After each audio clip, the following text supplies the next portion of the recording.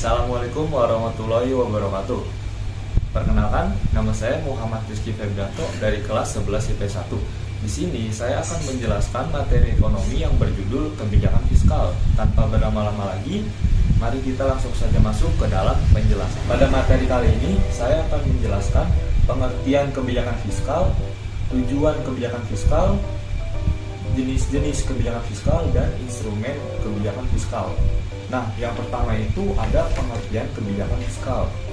Kebijakan fiskal adalah kebijakan ekonomi pemerintah untuk mengelola atau mengerahkan perekonomian ke kondisi yang lebih baik atau yang diinginkan dengan cara menyesuaikan penerimaan dan pengeluaran pemerintah.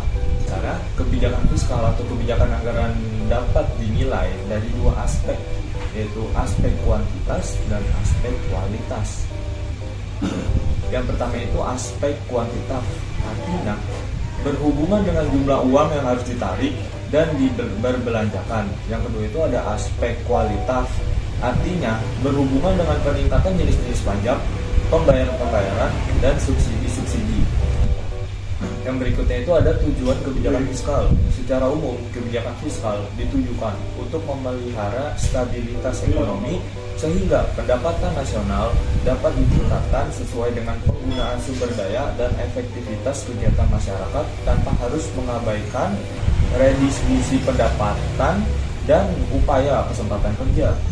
Secara garis besar, tujuan kebijakan fiskal dapat digolongkan menjadi 3 bagian sebagai berikut. Yang pertama itu ada pertumbuhan kesempatan kerja penuh, dan yang kedua itu ada stabilitas harga, dan yang ketiga itu ada laju pertumbuhan potensial. Yang berikutnya itu ada jenis-jenis kebijakan fiskal. Yang pertama itu ada kebijakan fiskal aktif atau diskresioner, atau yang disebut discretionary fiscal policy.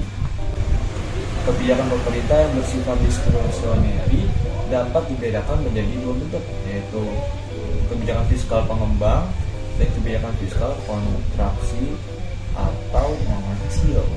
Nah, yang berikutnya itu ada kebijakan fiskal non-diskresioner atau non-discretionary fiscal policy. Kebijakan fiskal non-diskresioner sering disebut juga kebijakan fiskal and stabil otomatis. Kebijakan fiskal otomatis merupakan bentuk-bentuk sistem fiskal yang berlaku sekarang dan secara otomatis cenderung dapat menimbulkan terjadinya kestabilan dalam kegiatan ekonomi.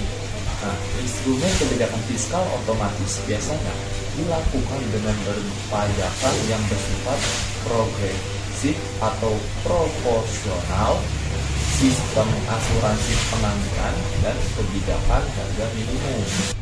Dan yang terakhir itu ada instrumen kebijakan fiskal ini. Instrumen kebijakan fiskal adalah penerimaan dan pengeluaran pemerintah yang berhubungan erat dengan pajak. Perubahan dalam tingkat dan komposisi pajak dan pengeluaran pemerintah dapat berdampak pada variabel-variabel berikut ini dalam perekonomian.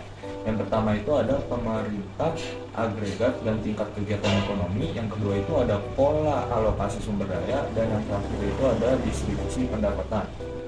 Sekian dari video penjelasan saya mengenai materi kebijakan fiskal. Kalau ada salah kata ataupun perbuatan yang tidak diinginkan, mohon dimaafkan. Wabillahi taufiq wal hidayah. Wassalamualaikum warahmatullahi wabarakatuh.